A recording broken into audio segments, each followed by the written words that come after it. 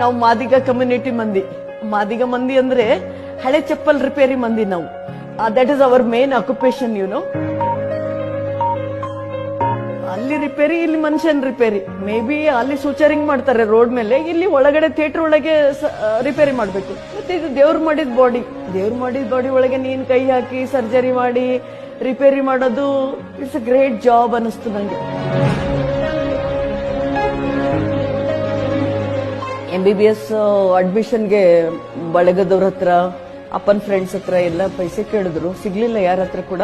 ಅಮ್ಮ ಅವ್ರ ಮಂಗಳಸೂತ್ರನೇ ಕೊಟ್ಟು ಬಿಟ್ರು ನನ್ನ ಅಡ್ಮಿಷನ್ಗೆ.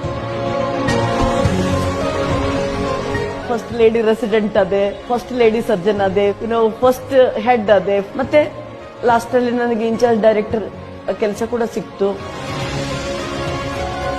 ಅಂತ ಒಂದು ಸ್ಲಮ್ ಅಲ್ಲಿ ಹುಟ್ಟಿ ಇಲ್ಲಿವರೆಗೂ ಬೆಳೆದು ಬಂದು ದೇವರೆಲ್ಲ ನನ್ನ ಏನೇನೆಲ್ಲ ಇಚ್ಛೆ ಇತ್ತು ಅದೆಲ್ಲ ಈಡೇರಿಸಿದ್ದಾರೆ.